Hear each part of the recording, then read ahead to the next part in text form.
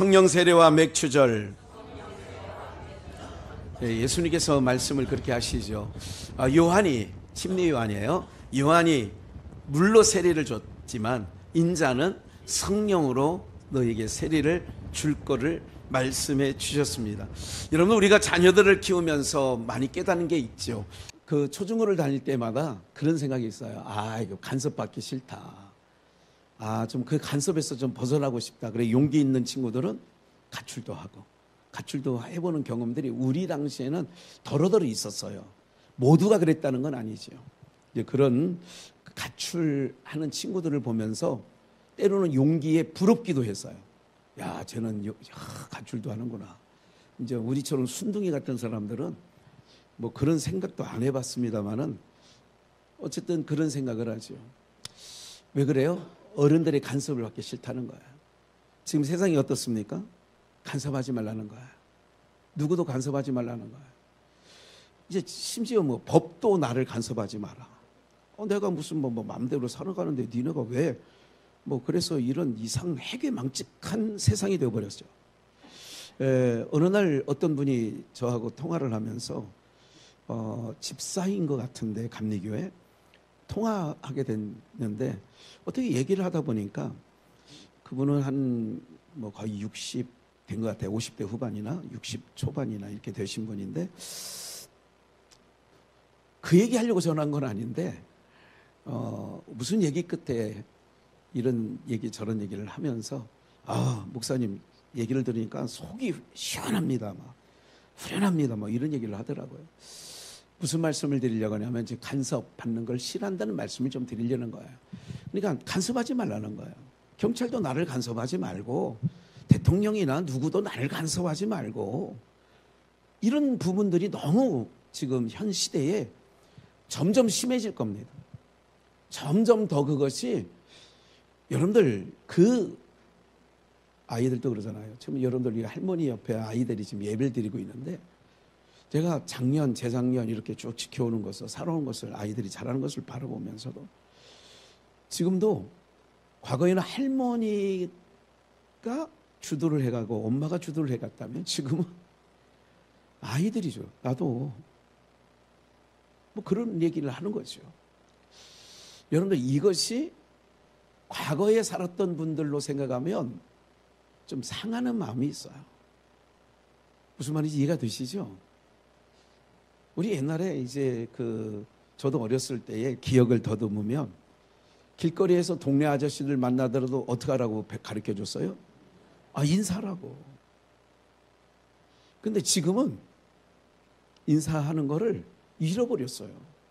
물론 그게 정답이다 오답이다 이걸 다 땅에 있는 얘기니까 하고 싶지는 않습니다. 왜 모두에 이런 말씀을 드리느냐면 우리가 이제 두 가지 세례를 받아야 돼요. 세례 받으신 분들이 좀 이따가 성찬 예식에 참여하게 됩니다만은 먼저 물세례가 있어요. 물세례라고 하는 것은 우리가 죽는 거예요. 나는 죽고 다시 한번 나는 죽고 그리고 한 번 더 나를 부인하고 이게 내가 죽는다는 것은 나를 부인하는 거예요. 내 맘대로 살려고 하는 나는 죽고 이런 모든 것들을 기억을 하셔야 되는데 사랑하는 여러분들 오늘 우리는 물세례는 다 받았어요. 물세례를 받았음에도 불구하고 우리는 여전히 주님 맘대로 살아요? 내 맘대로 살아요? 주님 맘대로 그러니까 좀 이상하죠. 주 뜻대로 살아요? 내 맘대로 살아요? 내 맘대로 살아요. 이게 이제 어쩔 수 없는 육체를 가지고 있는 인생들의 한계점이에요. 이런 말씀 드렸죠. 답은 알고 있는데 정답은 알고 있는데 정답대로 살아갑니까? 못 살아갑니까? 못 살아가. 정답이 있어. 정답이. 네. 사람들이 다 어떤 부분이 있느냐면 이런 부분들이 있죠. 어떤 부분들이냐면 신호등에서 차가 기다리고 있어요. 그리고 사방을 둘러봐도 아무것도 안 돼요. 내 뒤에도 차가 있고 옆에도 차가 있어. 같은 방향으로 가려고 하는데 앞에 있는 것은 빨간불이에요. 근데 어떤 차가 쑥 그냥 가고 싶은 대로 차가 안 오니까 좌회전해서 가면 그 한 서너 대 있는 차 중에 가는 차가 있을까요, 없을까요? 끝까지 안 가는 차도 있어. 오혁 집사님 같은 분들. 근데 그 따라가면 기회다 하고 같이 줄줄이 사탕으로 따라가는 차들이 있어요. 오늘도 그런 걸 경험했어. 그러니까 뭐냐면 답은 알아. 빨간불이니까 안 가야 되는 답은 아는데 조금 급해. 오미옥 권사님이 기다릴 것 같아. 그래서 훅 가버리면 이게 뭐냐면요. 정답은 아는데 이게 정답대로 그렇게 살아가려고 하는 사람이 정말 많아요. 정답대로 살아가려고 하는. 힘겹지만. 그런데 쉽지는 않단 말이죠. 오늘 이런 삶 속에 오늘 맥주감사예요. 맥주감사의 그 절기를 통하여서 또 우리 감사절을 통하여서 이런 생각, 기본적으로 하나님께서 우리에게 주시는 마음은 원망하고 불평하고 짜증내고 분내고 하는 마음이 아니에요. 하나님이 기본적으로 우리에게 주시는 마음은 뭐냐면 감사라는 거예요. 기뻐하라는 거예요. 이게 기본적인, 하나님이 우리를 하나님의 형상대로 만들 때 기본적으로 주신 마음이 그 마음이에요. 근데 그 마음이 뭐 되었느냐? 마음이 상해졌어요. 오염됐어요. 그 마음이 잘못된 거지요. 그럼 그걸 기경해야 된다는 얘기를 하는 거지요. 근데 굳어진 마음이 기경되기 쉽지 않습니다. 특별히 여러분들 여성보다 남성이 더 우리 한국 문화적, 유교적 바탕과 이런 바탕을 깔고 있는 한국 문화 속에는 남자들이 더 그것을 내려놓기가 쉽지 않습니다. 무슨 말인지 이해가 되시죠? 여러분들 100사람이 있어요. 99명이 박수치고 찬송합시다. 근데 한 사람 안 하고 있어. 근데 안 하기가 쉬울 것 같아요? 어려울 것 같아요? 예? 이게 하는 게 쉬울 것 같아요? 안 하는 게 쉬울 것 같아요? 하는 게 쉽지. 왜? 99명이 하잖아. 근데 안 해요.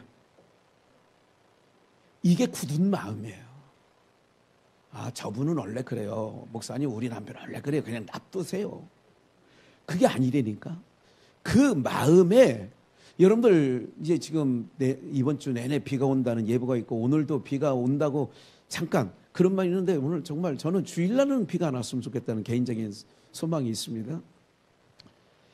비가 내리면 그 딱딱했던 땅이요 다 질퍽질퍽거리게 되죠. 마음이 내가 굳어져 있다. 그래 너희들 다 그렇게 해도 나는 안 해. 한 사람 100명 중에 한 사람만 박수 안 쳐. 그러면 그게 옳은 것도 아닌 줄 알고 있는데 나는 그렇게 살아왔어. 그게 바로 뭐냐면 마음의 밭이 이미 굳어져 있는 거예요. 그 굳어진 마음에는 불로 갖다 대면 더 굳어집니다. 그래서 화가 났을 때 화로 다스리려면 더 안 좋아지는 상황이 되는 거죠. 그래서 어머니들한테는 항상 자녀들이 약한 마음이 뭐냐면 아버지는 강조로 가요. 강한 거로, 강함. 근데 엄마는 뭐예요? 눈에서 훌쩍거리면서 다가와. 그러면 마음이 뭐해져요? 차분해지면서 나중에는 뭐예요? 엄마 잘못했어요. 그만 울어요. 잘못했다니까. 교회에 와서는 우리 그런 마음들이 은혜의 단비가 내리면 그걸 이제 말씀을 은혜의 단비라고 얘기하고 그 단비가 내려지면 내 강팍했던 마음, 굳어진 마음이 부드럽게 되어지는 줄 믿습니다. 부드러워야 내 인생이 행복해지는 거예요. 알고 계세요? 굳어진 마음으로 사는 것보다 내 마음이 질적질적하면서 이런 것이 그러면 모든 것들이 편하게 다가오거든요. 내 마음이 굳어져 있을 때는 모든 것들이 어떻게 되느냐. 여러분들 제가 이게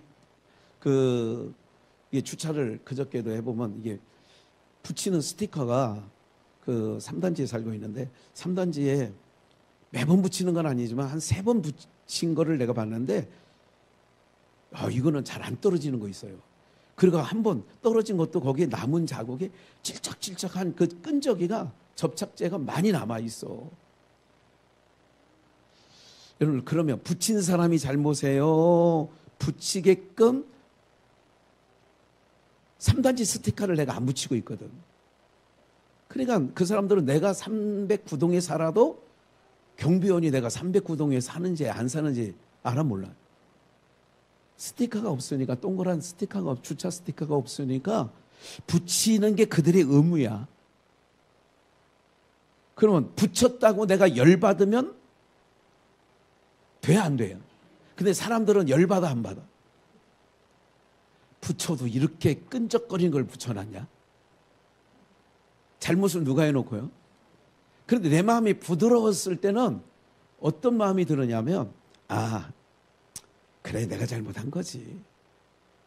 그렇게 되어지는 거예요. 그러니까 자녀들을 알긴 알아, 정답을. 화로 키우면 안 돼. 자녀들의 마음에 잘못된 일이 있어도 그 화가 쌓이지 않도록 훈계를 해야 되거든요. 요즘에 우리 사위 목사가 아이들을 키우는 걸 방법을 보면 제가 감동이 될 때가 있어. 나 같으면 10번이고 10불 나가지고 손부터 나가고 이렇게 될 텐데, 야, 하원아, 네가 아까 그 할아버지한테 행동한 건 네가 잘못한 거야. 처음에는 인정 안 하려고 그래. 그렇게 방으로 잠깐 들어와. 방으로 들어가서 단둘이 얘기하더라고. 야, 그게 그러면서 나올 때는 울고 들어왔던 애가 괜찮게 나오면서 할아버지 앞에 와서 뭐 합니까? 잘못했습니다. 그렇게 지도하고 나오더라고. 야, 옛날에는 사랑의 매라고 회초리로 했는데, 그러면 그 자녀들의 마음에 지금은 약해니까 받아들일 수밖에 없어, 때려도. 그냥, 그런데 화가 쌓이는 거예요. 그래서 지혜는, 아, 그게 지혜구나. 더뎌도 저게 지혜구나. 그렇게 하고 났더니 다음에는 똑같은 실수를 한다? 안 한다? 안 하죠. 이런 거를 기억해 보면. 제가 오늘 성령 세로한 맥주절이에요. 오늘 맥주 감사 주일이에요. 오늘 사랑하는 여러분들, 인생은 하나님께서 지으실 때에 찬송과 감사와 이런 것을 통하여서 삶을 살아가도록 지었는데, 타락이란 게 뭐냐? 죄가 들어온 게 뭐냐? 죄라고 하는 것은 자기만 바라보는 거예요. 다른 사람 중요하지 않아요. 지금 점점 세상이 악해진다라고 하는 게 바로 뭐냐면, 다른 사람에 대한 배려심이나 이런 부분이 많은 것 같아요? 안 많은 것 같아요? 근데 젊은 애들 보면 오히려 그런 부분도 있어요. 어느 부분에 있어서는 어른들이 배워야 될 점들도 없잖아, 있어요. 그런데 전반적으로 볼 때에, 아니 18, 19밖에 안 돼 보이는 아가씨가 아침에 그 도서관 앞으로 이렇게 지나가면서 담배를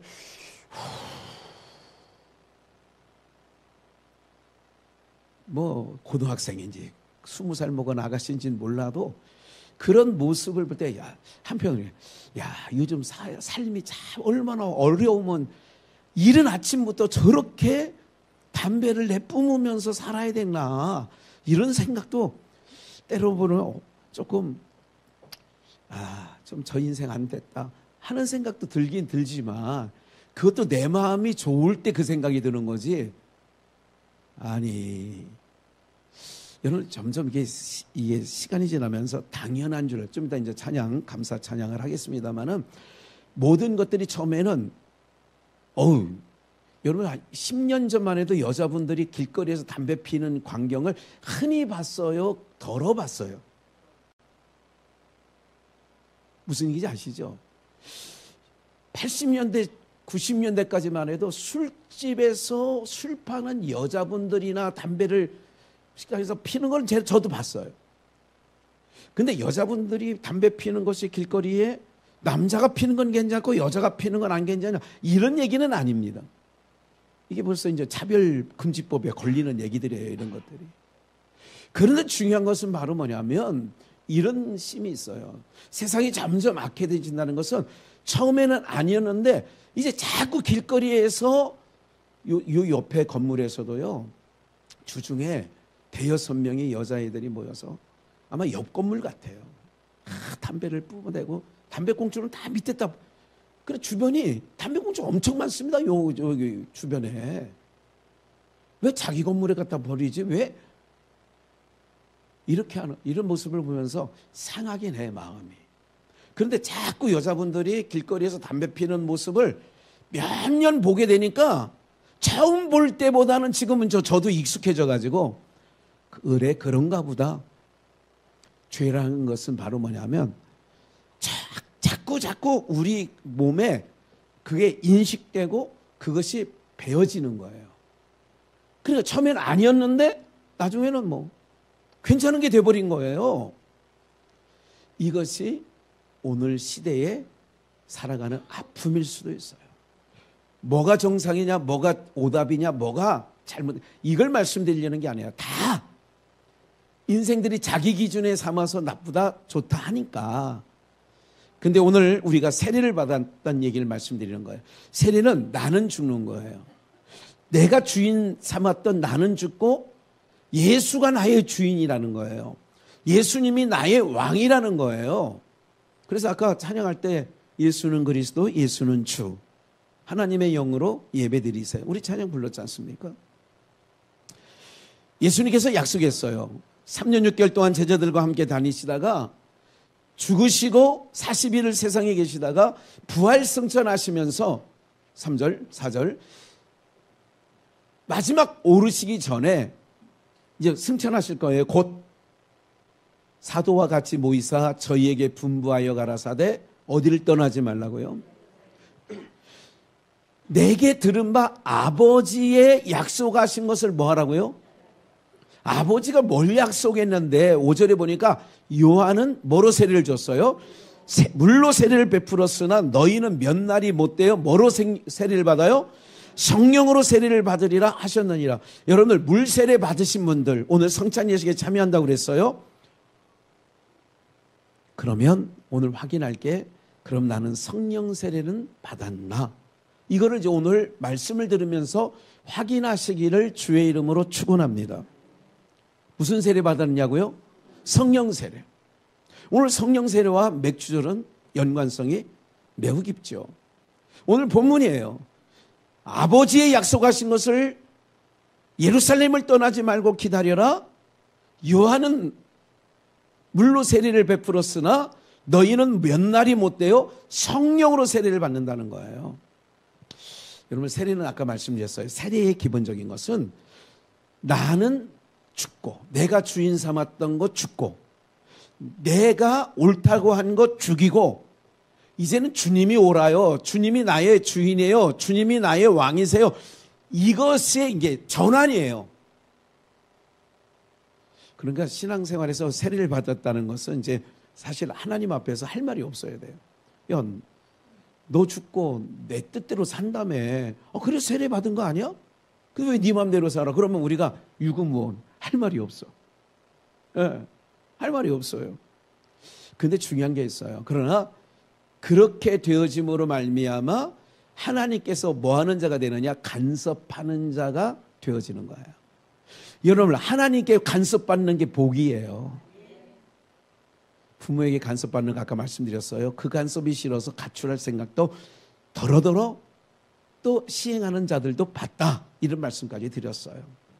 그러면 성령 세례가 뭔지를 먼저 말씀을 드리고, 맥추절, 오늘 맥추감사 예배인데 사도행전 2장을 보시겠어요? 4절, 14절, 1절에 사도행전 2장 1절에 보면, 준비 안 했어요. 그냥 들어오세요.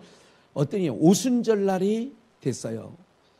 오순절 날이 되었는데 2장 1절이 그런 거예요. 오순절 날이 이름에 저희가 다 같이 한 곳에 모였더니, 그러니까 오순절이 임했다. 이 오순절은 맥추절이라고 그래요. 오순절, 칠칠절이라고 그래요. 그러니까 칠칠절과 오순절은 달라요. 약간 칠칠절은 안식일이 7번 지나는 거예요. 안식일은 이게 우리가 7일이잖아요. 7일마다 돌아오잖아요. 주일이 7일마다 돌아오잖아요. 그럼 77절이라는 것은 77에 49. 그래서 오순절, 그 다음 날. 세상은 49제를 얘기해요. 그러니까 그건 세상이에요. 세상 수는 항상 하나님의 수에 하나가 작은 거예요. 하나님의 수 7, 세상 수 6. 그래서 666 얘기도 나오는 거 아니에요? 그러니까 그래서 이런 말이 있어요. 끝발이 항상 세상은 낮은 거예요. 하나님 앞에. 이제 그냥 참고적으로 들어주시고요. 그렇게 오순절 날에 성령 강림 사건이 임했고 성령이 호련히 바람, 급하고 강한 바람 같은 소리가 있어 그 예수 그리스도가 죽으시고 승천하시고 그 잔당들을 잡으려고 혈안이 되어 있는 시대적 배경 속에 무서워서 두려워서 옛날에 유신 정권 시절에 데모하던 학생들 막 찾아서 막 그냥 그 당시에는 막 그냥 길거리에서 막 방망이로 두드러 패고 막 난리 났잖아요. 머리가 터지고 막 저 체류탄 맞아서 이한열이라는 사람은 연세대 학생은 체류탄에 맞아서 죽기도 하고 막 이런 시대가 있었지 않습니까? 그런 서슬퍼런 시대가 있어요. 국가정보원 뭐 이렇게 안기부 그러면 뭐 굉장히 두려워했죠. 국회의원이고 뭐 누구고 없어요. 그 당시에는 그랬다고 얘기죠. 그런데 예수님 당시에 그랬어요. 그러니까 많은 사람들이 두려워하고 있는데 약속하신 아까 읽은 4절 말씀이 있죠. 약속하신 것을 기다려라. 그 기다렸더니 뭐가 임했냐? 성령이 임한 거예요. 오순절날 강하고 급한 바람 같은 소리가 있는데 성령이 그 무리 가운데 임했고 그 연장선에서 14절 베드로가 열한 사도와 같이 서서 소리를 높여 가로되 유대인들과 예루살렘에 사는 모든 사람들아 이 일을 너희로 알게 할 것이니 내 말에 귀를 기울이라. 15절 때가 제3시니 이 시간적 개념은 성경에서 굉장히 중요합니다. 때가 제3시라고 하는 것은 그 유대역으로 보면 어떻게 되느냐? 제3시 그러면 반대로 몇 시가 되느냐? 9시가 되는 거예요. 6시간을 가다 보면 9시가 되는 거죠. 제3시 9시. 우리 시계에 12, 3, 6, 9, 12 이렇게 되는 거잖아요. 그러니까 항상 6을 더하거나 빼면 되는 거죠.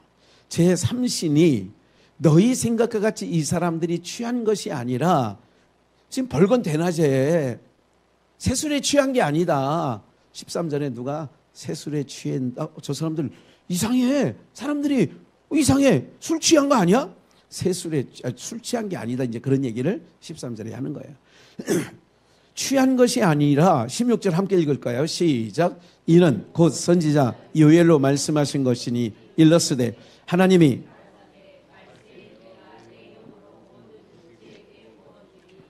너희의 자녀들은 예언할 것이요 너희의 젊은이들은 환상을 보고 너희의 늙은이들은 꿈을 꾸리라. 예.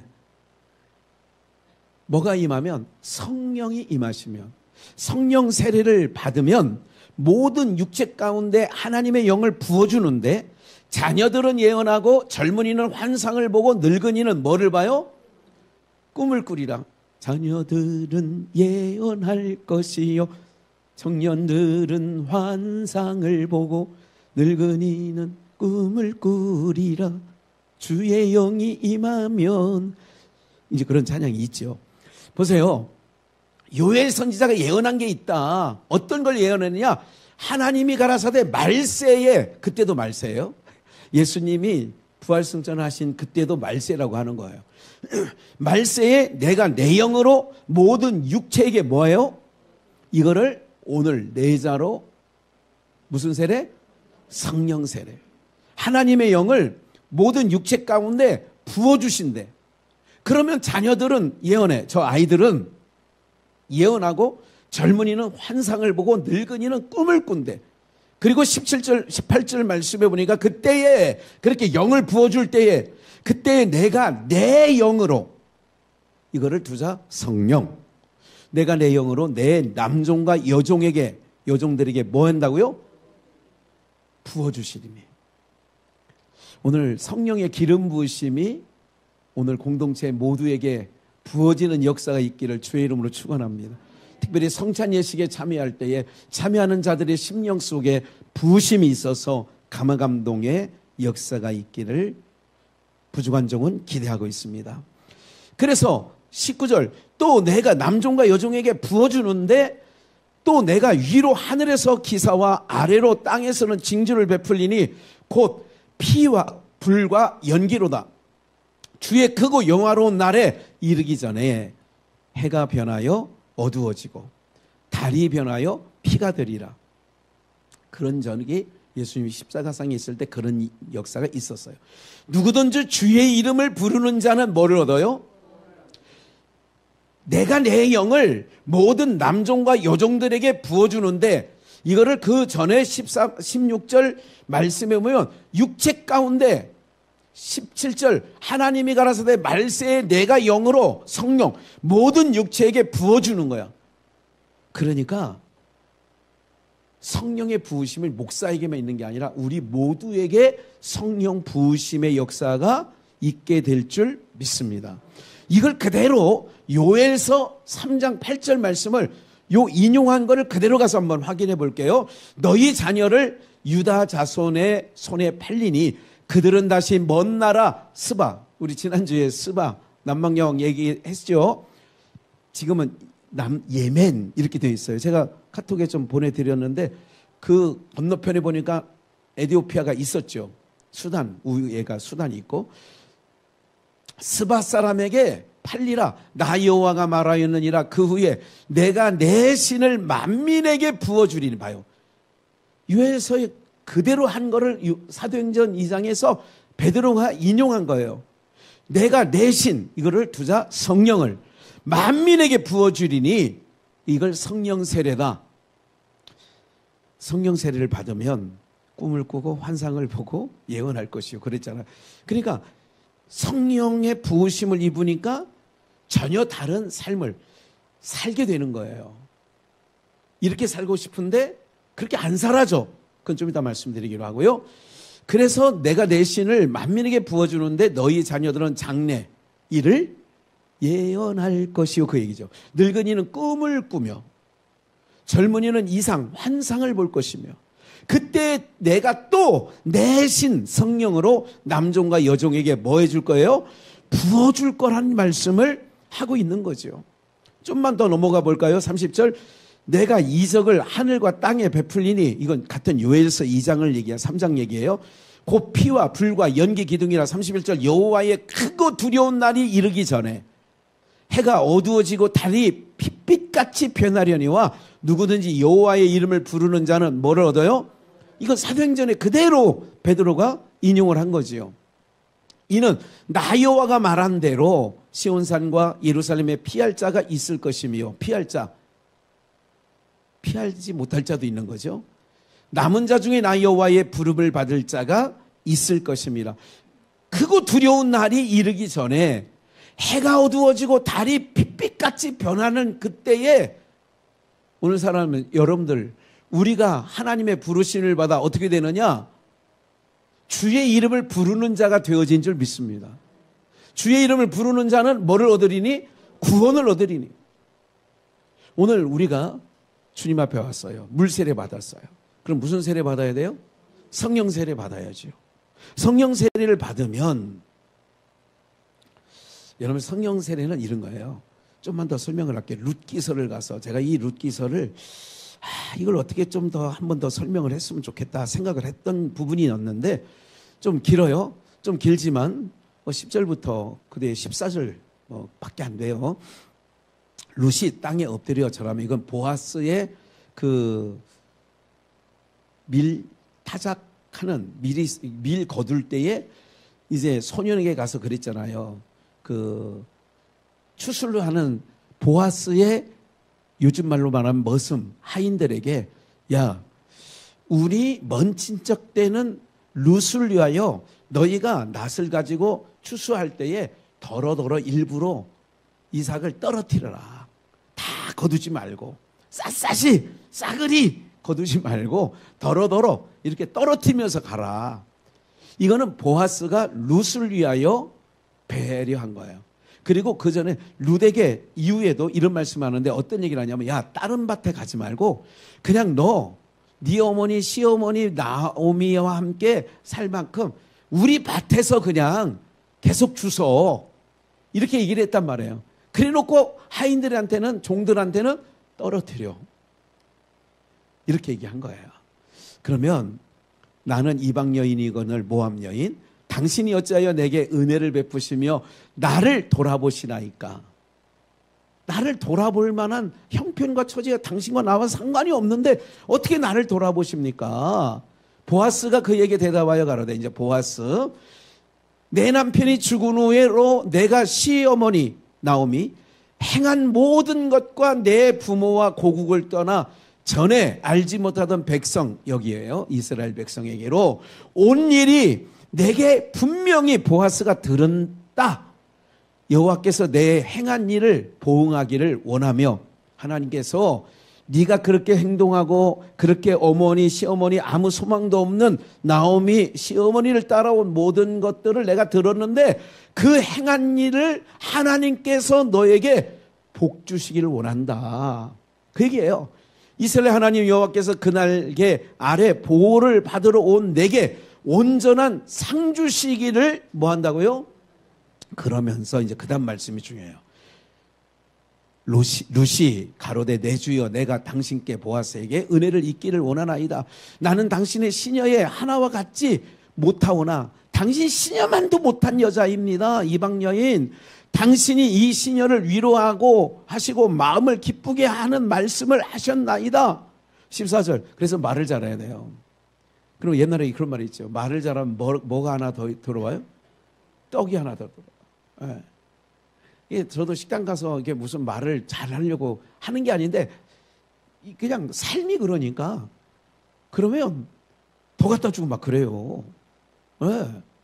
왜냐하면 여러분들 승질내면서 갖다 달라고 하는 거하고 좋은 말로 갖다 달라는 건 틀려. 한 번 더 우리 나이 연세 드신 분들이 좋은 것 찾아 드시는 분들이 많다는 소문을 내가 들었어요. 여기 있는 분들이.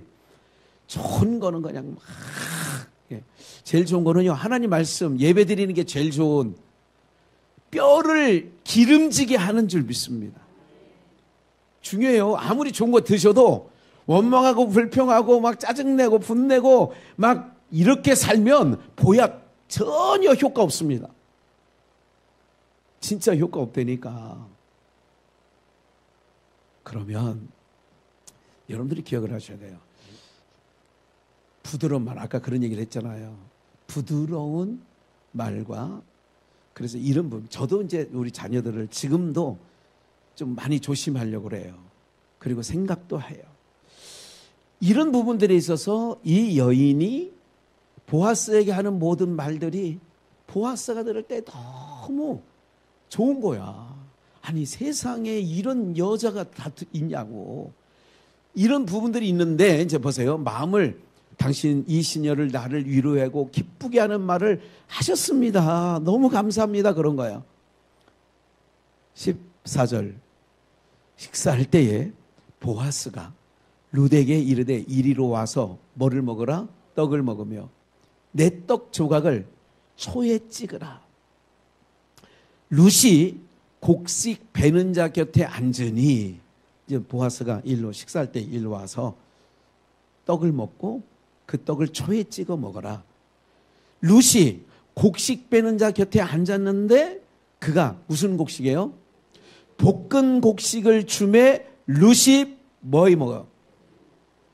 오늘 여러분들 지금 오늘 어쩌다가 교회에 오시는 분들은 오늘 목사가 무슨 말 하는지 난 도대체 모르겠다, 이런 그런 본문일 수 있어요. 지금이 볶은 음식이 뭐고 무슨 이게 도대체 뭔 얘기하는지 빨리 예배나 끝났으면 좋겠다. 도대체 앉아 있어도 들려지는 거 하나도 없다. 차 타고 가다가 옆에 부인한테 쿡 찌르면서, 아니 너희 교회 목사님 왜 이렇게 말이 많냐, 하나도 알아듣지 못하는 거 왜 이렇게 오래 하냐. 네. 볶음곡식이 바로 뭐냐면 오늘 여러분들이 지금 예배 시간에 내가 어떤 분들에게 저는 그런 얘기를 많이 들어요. 무슨 얘기를 듣냐면 목사님 저는 성경을 아무리 읽어도 오늘 설교처럼 그렇게 안 읽어지던데 아니 그렇게 보여지지 않던데 이게 왜 그러느냐 지금은 주의 영이 우리에게 임하시면 오늘 우리에게 그냥 음식이 아니라 볶은 곡식으로 룻이 배불리 먹었다는 것처럼 예배 가운데 나올 때에 내가 성경 말씀을 들을 때에 설교를 들을 때에 이것이 볶은 영적으로 볶은 곡식이 되어지는 줄 믿습니다. 이게 볶은 곡식이에요. 그럼 어떻게 되느냐? 성령 세례를 받아야 된다고 그랬잖아요. 어느 날 오순절, 어느 날 맥추절에 그 추수할 때에 보아스가 룻에게 우리 밭에 와서 이삭을 주서라. 그리고 어느 날 식사할 때에 그 룻을 초대해서 이리 와서 떡을 먹고 여기 떡을 초에 찍어서 먹어라. 그리고 그에게 뭐냐? 볶은 곡식을 줬어요. 성경에서 볶은 곡식 이거는 요한복음 21장의 숯불에 구운 음식. 제가 가끔 가끔이 아니라 자주 예배를 시작할 때 기도할 때가 있어요. 성령의 볶은 음식, 날 음식이 아닌 구운 음식에 오늘 충만케 해달라고. 그게 성령의 감화감동이 일어나야 되거든요. 주의 영이 임하면 성령이여.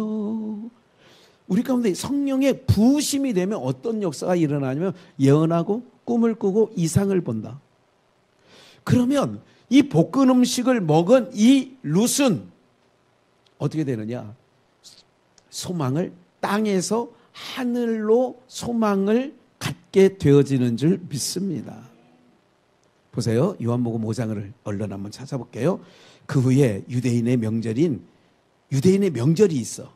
예수께서 예루살렘에 올라가시니 예루살렘에 있는 양문 곁에 히브리 말로 베데스다라 하는 못이 있는데 베데스다 거기 행각 자비의 집 베데스다 자비의 집 행각 5이 있고 그 안에 많은 병자 소경 절뚝발이 혈기 마른 자들 누워 물의 동함을 기다리더니 이는 천사가 가끔 못에 내려와 물을 동하게 하는데 동한 후에 먼저 들어가는 자는 어떤 병에 걸렸든지 뭐하게 돼요? 낫게 되밀어라. 베데스다 연못이 있어요. 어떤 병자든지 선착순으로 들어가면 여러분들 이게 율법과 성령과 다른 게 뭐냐면 율법 안에서는 내가 해야 돼요. 내가 그 연못에 들어가야 되는데 선착순 어떤 병에 들렸든지 먼저 들어가면 병이 나. 소경이든 문둥병이든 안진병이든 다 나. 요즘으로 말하면 위암이든 간암이든 다 나. 그런데 그럼 뭐예요? 먼저 들어가는 건 누가 해야 돼? 자기가 해야 되잖아. 그러니까 이제 5절에 거기 38년 된 병자가 있더라. 38년 동안 병을 앓고 있었으면 짧은 세월 보낸 거예요? 긴 세월 보낸 거예요? 병이 긴 거죠. 긴 병에 뭐가 없어요? 효자 없는 거예요. 눈물로 세우는 거야. 우리 전상수 목사 요즘에 눈물로 세운다고 얘기를 하는데 어쨌든 6절 예수께서 그 누운 것을 보시고 병이 벌써 오랜 줄 아시고 38년 오래됐죠. 이르시되 내가 낫고자 하느냐? 병자가 대답하되 병자에게 묻는 질문이 예수님이 참 이상해. 병자에게 네가 낫고자 하냐? 그러면 병자가 뭐라고 대답할까요? 여러분들이 병자라고 치고 한번 얘기해 보세요. 몰라서 물어요. 이거 좀 성질 있는 사람들이 얘기하는 거지. 내가 성질 죽이라고 했잖아, 그거. 네. 말을 잘해야 단무지를 하나 더 갖다 준다니까. 네. 아니, 네가 낫고자 하느냐? 아니, 소경 보고 네가 눈뜨기를 원하냐? 그러면 때로는 이게 질문 같지 않은 질문을 주님 하신단 말이죠. 그러니까 내가 낫고자 하느냐? 당연히 당근. 7절 병자가 대답하되 주여 물이 동할 때에 나를 못에 모아줄 사람이 없어. 넣어줄 사람이 없어. 내가 가는 동안에 다른 이 사람은 뭐냐면 중풍병자니까. 중풍병자는 수족을 쓰기가 어려운 거예요. 아시죠? 그러니까 소경이라도 다리가 성한 사람은 먼저 뛰어들어갈 수 있지. 이해가 되시죠? 그러니까 내가 먼저 물이 동할 때 먼저 들어가야 되는데 나를 못에 넣어줄 자가 없다. 이거 나를 못에 넣어줄 자가 없다. 기억을 하셔야 돼요. 이게 순간 오늘 지금 읽으면서 툭. 율법은요, 안 돼. 율법에서는 나를 사망에서 죄 가운데서 나를 건져낼 자가 없어요. 그래서 넣어줄 자가 있어야 되는 것처럼 빼내줄 자라도 있는 거예요. 할렐루야. 이거는 지금 머리에 없던 얘기를 하는 거예요. 8절. 예수께서 가라사대 일어나 내 자리를 들고 걸어가라. 봐요. 아까는 중풍병자가 베데스다 연못에 누가 나를 뭐 해줄 사람이 없어. 넣어줄 사람이 없어. 그러니까 여러분들 신앙을 잘 기억을 하셔야 돼요. 그런데 예수님께서는 뭐라고 했냐면 일어나 내 자리를 들고 그냥 누가 넣어주고 안 넣어주고 하냐. 그냥 네가 네 자리 들고 일어나 걸어가. 그런데 중요한 거는 9절에 그 사람이 곧 나와서 자리를 들고 걸어가라 하실 때 걸어가 아니라 이날은 무슨 날이에요? 안식일인 거예요. 좀만 더 봅시다. 10절. 유대인들이 이 병 나은 사람에게 안식일인데 내가 자리를 들고 가는 것이 뭐하지 않다? 그러니까요, 법 아래 있는 사람들은요, 지금 이 사람이 38년 동안 중풍병으로 누워 있어. 이 사람이 38년 동안 중풍병 된 자가 나은 것이 중요해요? 그날이 안식일인 게 중요해요? 근데 법에 묶여 있는 사람은 그 사람이 낫고 안 낫고 한 게 중요한 게 아니라 뭐가 중요해? 법, 안식일이 중요해. 사랑하는 여러분들, 우리가요, 그래서 이제 그 정권이 바뀔 때마다 그러잖아요. 적군이 앞에 나타났는데 어떤 정권은 국방부 장관까지 보고를 해야 돼. 근데 여기 우리 앞에 지금 적군이 총 들고 왔어요. 중대장한테 보고했어. 중대장은 대대장한테 대대장님 총이 왔대요. 이러다 보니까 어떻게 됐어? 그 초소에 있는 놈 죽어버렸어. 그러니까 이제 정권이 바뀌었어. 야, 선 조치를 하고 후 보고해라. 아니 당장 적군이 왔으면 쏴버려. 그리고 그 얘기를 얘기해. 그러니까 사람들이요, 이게 옳다 저게 옳다 할 것도 없어. 소견에 오른 대로 한다고 지난 금요일날 말씀을 좀 드린 바가 있습니다. 사랑하는 여러분들, 법에 놓여 있는 사람 그거예요. 시어머니가 법에 놓여 있으면 며느리가 참 힘듭니다. 숨쉬기가 어려워요. 법에 법이라는 것은 다른 건 아니에요. 딱 가문에 내려. 야, 우리 집안에는 그런 일 없어. 한마디 딱 하는 거예요. 어머니, 이번에는 명절이 이렇게 돼가지고 이렇게 하면 안 될까요? 안 돼. 우리 가문은 그렇게 해본 적이 없단다. 이런 거 혹시 있었지요, 옛날에? 내 눈에 흙이 들어가기 전에는 안 된다. 이런 거 있잖아, 왜? 이런 거. 이게요. 그래서 성령 세례를 지금 말씀드리는 거예요. 항상 법 아래 있는 인생들은요, 법에 딱 묶여져 있는 거예요. 어떻게 할 바를 모르는 거예요. 일단 사고가 나면 이걸 조치를 해야 될 거 아니에요. 어떻게 하든 살려놓고 봐야 되는 거 아니에요. 병원으로 옮겨놓고 봐야 되는 거 아니에요. 근데 거기서 소방대원이 출동해가지고 안전수칙 규정대로 우리는 합니다. 한층 급해서 빨리 처리 좀 했어요. 안 됩니다, 다. 이거면 안 되는 거잖아요. 답답하잖아. 사랑하는 여러분들, 성령 세례를 받으면 아까 얘기했잖아요. 꿈을 꾸고 환상을 보고 이상을 본다고. 우리한테 역사되어지는 게 있어요. 다시 물 세례는 나는 죽는 거예요. 그리고 주인이 바뀌는 거예요. 내가 주인이었는데 예수가 주인이 되는 거예요. 이게 물 세례예요. 성령 세례는 어떤 의미를 갖고 있느냐면 내 안에 봐요. 내 마음도 내 마음대로 돼, 안 돼요? 그게 소리가 작아요. 다시. 내 마음도 내 마음대로 돼요, 안 돼요? 안 된다는 걸 살아가면서 더 많이 느낀다니까. 당신 왜 이랬어요?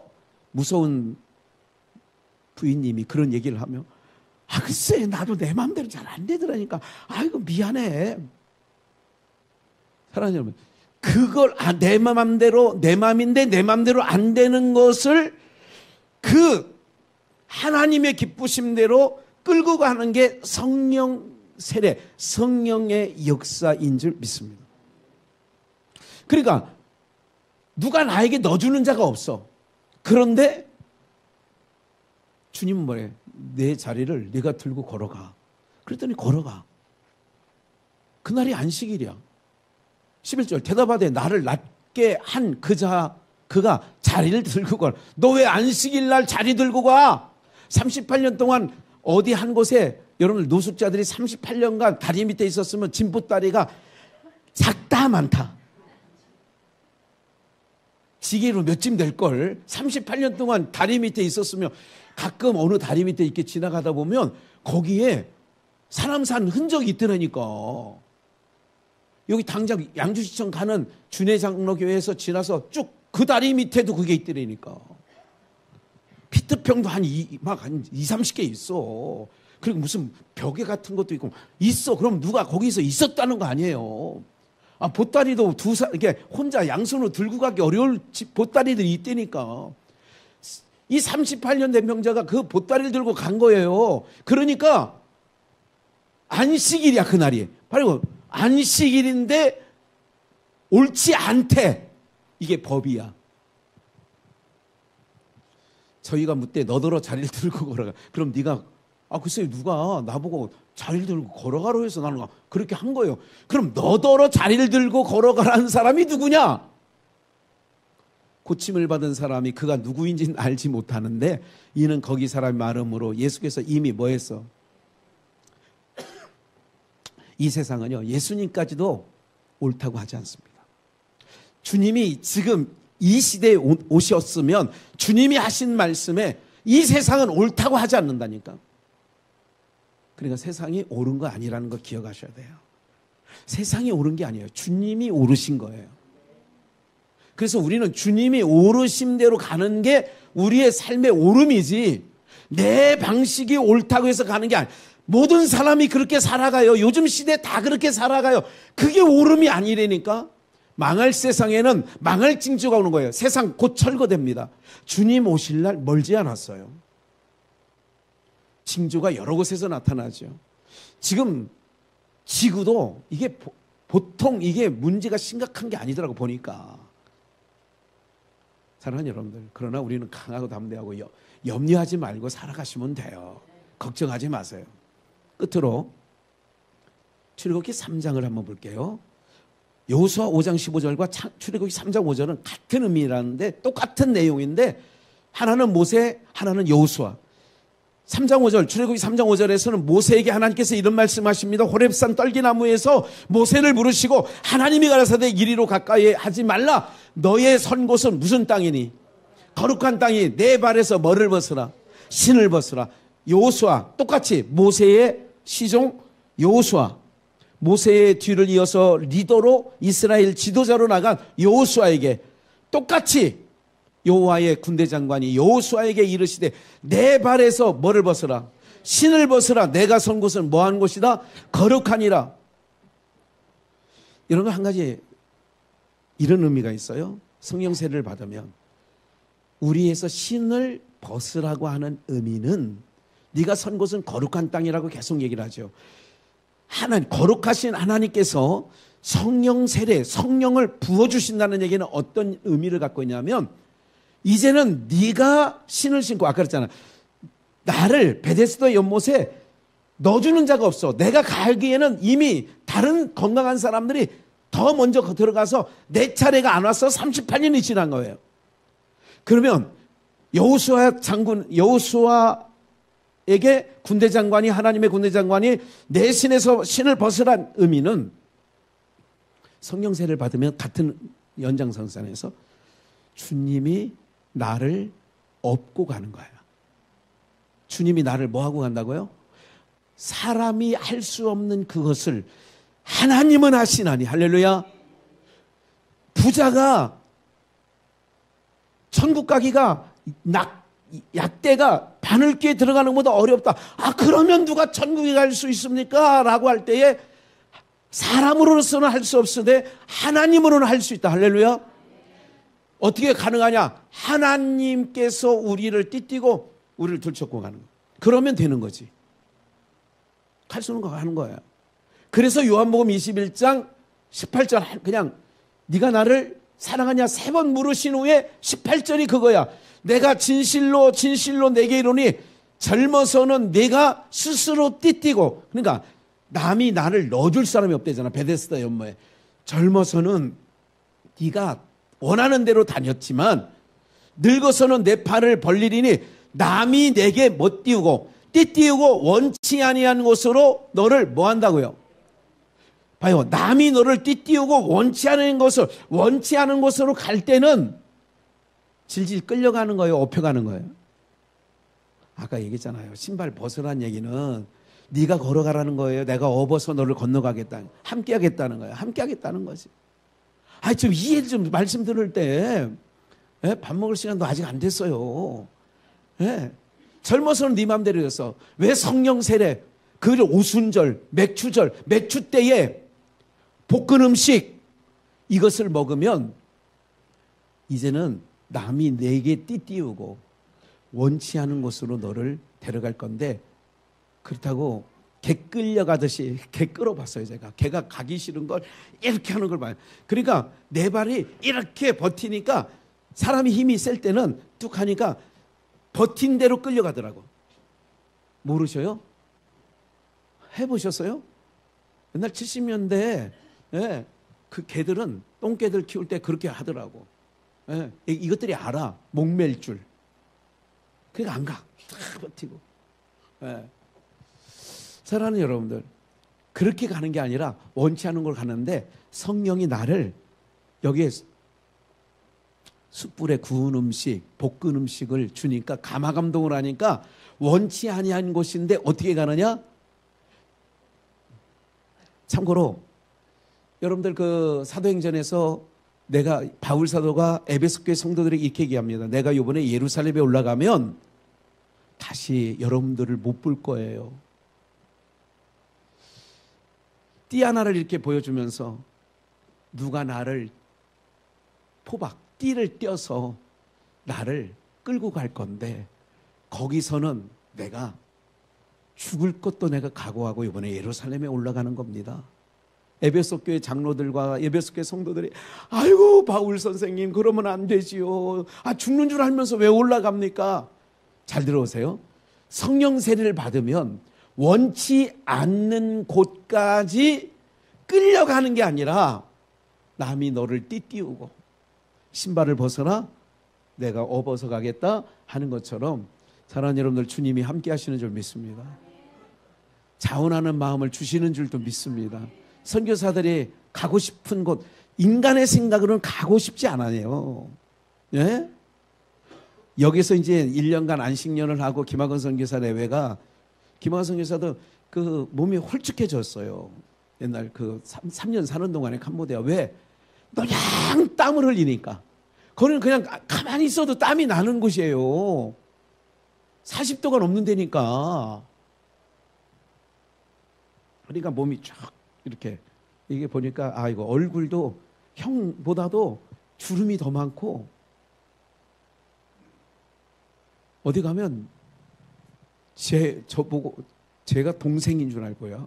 근데 머리가 희끗희끗해가지고 그건 아니지만, 사랑하는 여러분들, 모든 선교사한테 물어보세요. 선교지에 가는 게 좋습니까?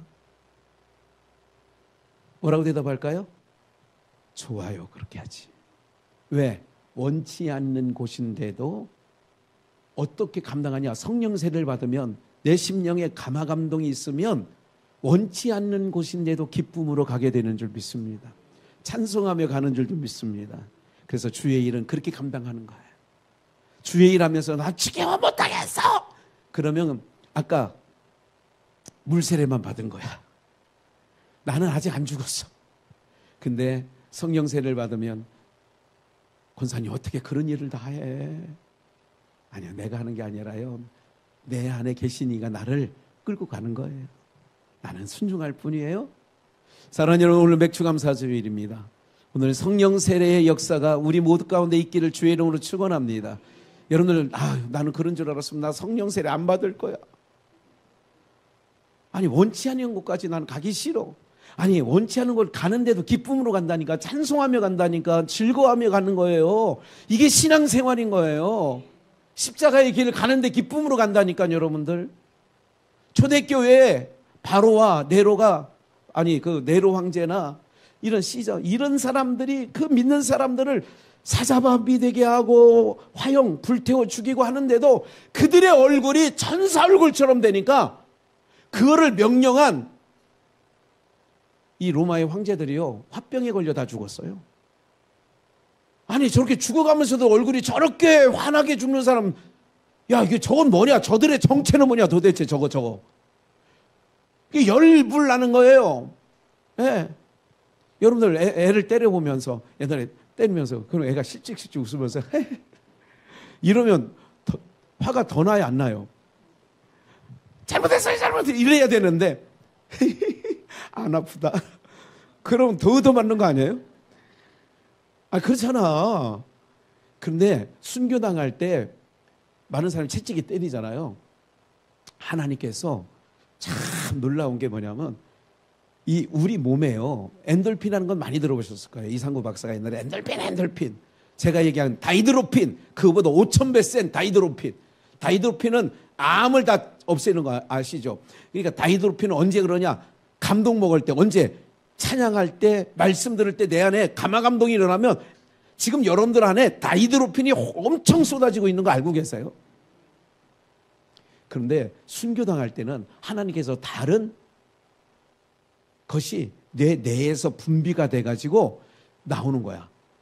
그러니까 고문을 당하든 십자가에서 죽든, 이게 뭐냐면 여기서 하나님께서 뇌에서 하나님의 영광, 하나님의 이름을 위해서 내가 고난받을 때만 나오는 게 있다니까. 그게 나오면 마취제처럼, 그래서 넉넉히 감당하게 되는, 그러니까 걱정할 것 없어요. 지금 정신이니까 안 되지. 근데 성령의 기름 부으심으로 내 날 다 돼. 걱정하지 마세요. 안 될 게 없다니까. 예. 역사하시는 줄 믿습니다. 그분이 우리 하나님이고요, 그 아버지가 이 험한 세상, 이 철거될 세상에 자기 백성이 살아가는데 눈동자처럼 지키시고, 아까 찬양한 것처럼 하나님은 너를 지키시는 자, 낮의 해가 밤의 달이 해치 않고 상치 아니하도록 지켜 보호하여 주시는 줄 믿습니다. 숯불에 구운 음식, 볶은 음식, 감화 감동, 좀 이따 성찬 예식 때 특별히 집중하십시오. 그러면 하나님께서 반드시 여러분들의 삶의 성찬 예식 가운데 놀라운 심령의 역사하시는 줄 경험케 될 줄 믿습니다.